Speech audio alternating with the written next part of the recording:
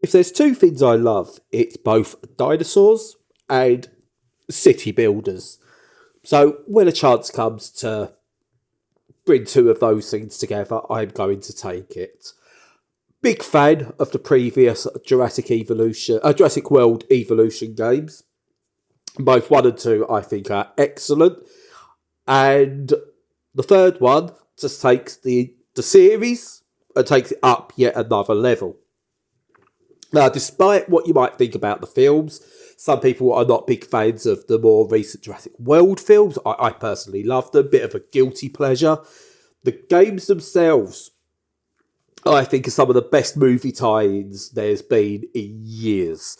They take the concept of the film, and instead of just going, dinosaurs are chasing you, they do something a bit more with it. And because it's by Frontier Development, who are known for, Planet Zoo, Planet Coaster, because you've got a team behind that, they know what they're doing with the park builder. So what you get with Jurassic World is you get all the glory of Jurassic Park, Jurassic World, and all the dinosaurs with just the solid concept, the solid gameplay behind a park builder. But what you get different here is you've got to manage other things, such as what happens if velociraptors break out and the danger they have on guests, whilst trying to get your guests to want to go to your park. And what you get with Jurassic World Evolution 3 is a game really that comes in two parts. You have the story mode, or the main campaign, which you get to go to a map, do some tasks, and max out basically the park rating, getting the highest rating you can get, bringing in the most money, and basically unlocking bits as the game goes. It's a really interesting story that's told from the perspective of a client who wants to make Jurassic Park, Jurassic World work, especially in this new world where humans and dinosaurs have to coexist.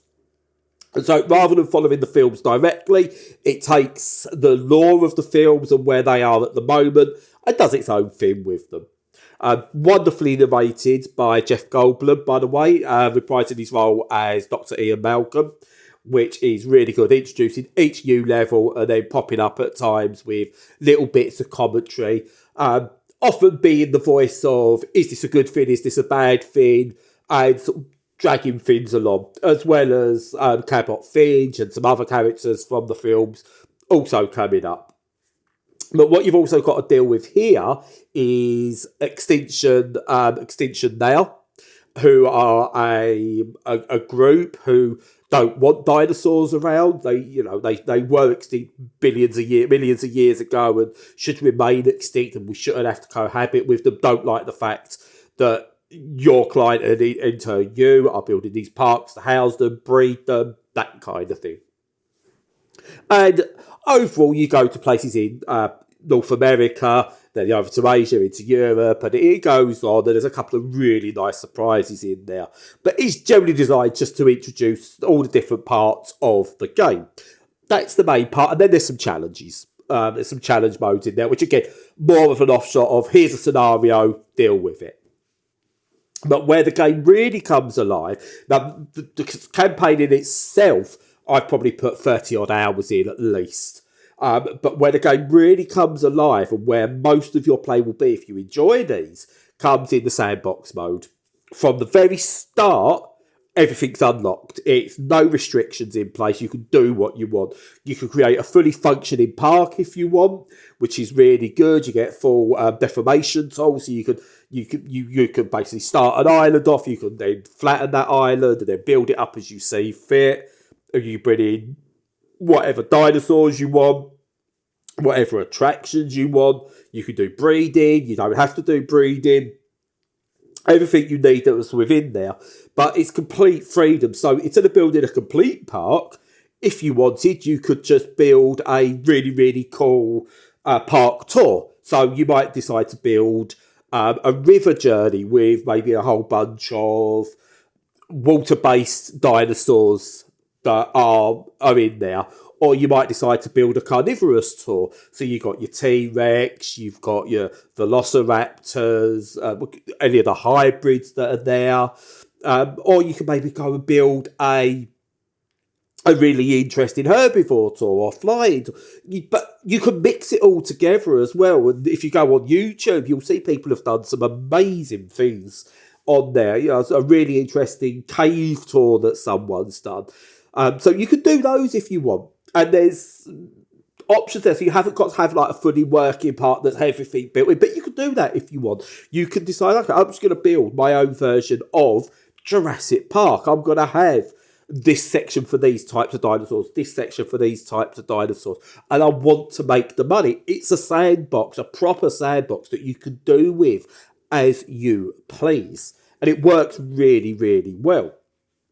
What else works really well with this is it has a workshop, but instead of being an external workshop where you then have to plug it in, so go to like the Steam workshop pages or something like that, it's a built-in workshop mode, which is great because you can just go to the option workshop, browse what there is and download them and they're available in game. But what is really interesting is you might be building your park and you're in the middle of doing some bits and you're going, oh, I really want a different type of hotel because I think that'll look really good here. You can then access the workshop from within the game and browse the workshop from within the game, download that item and put it straight in. There's no saving it, quitting out, going to this mode or going to Steam Workshop, finding the thing you want, printing it in, then loading it. You can press the button to choose what you want to put down, hotel, shop, a science centre, activity centre, whatever you want. And then another click of the button and you can search what you've downloaded or you can go search for more on the workshop. And it really allows you to get creative with things. I play this on the Steam Deck, as I exclusively do, and for the most part, it runs really, really well. Lower graphics settings and so on and so forth, but it runs really, really well. In the campaign mode, some of them do get a little bit. You press a button and you've got to wait because it's hitching a bit and it's trying to think about what to do. A little bit of a pain, but it's nothing major, especially in the campaign mode. It's nothing that's really stopping you getting to the end of each campaign. And then, obviously, in the store, in the sandbox, you can work with your own limits, should you want to. The previous two games, I believe, you can play via, like, GeForce Now and things like that. And they run really well. Hopefully, this one will be on it at some point. So, you've got that option if you need it. And again, this is sort of game where GeForce Now really works well because it's not fast-paced. It's not Twitch reactions and things like that. So, you can take your time. And what I found is now, you could start building. You might go, I'm going to build a walking path, and then here's the attraction for some stegosauruses. You put it down, and then you might spend hours just lining the path with some rocks and some trees just to make it so your people walking through have got the right view that they need, and they can see the stegosaurus rather than just having to go to the viewing gallery. And you get different rides you can put in. So you can get them to go over on a balloon. They can go in the gyrosphere. They can go in jeeps. There's so many different options. If you're feeling really dangerous, you can put a zip line going over the velociraptors. Wouldn't recommend it, but you could do it if you want.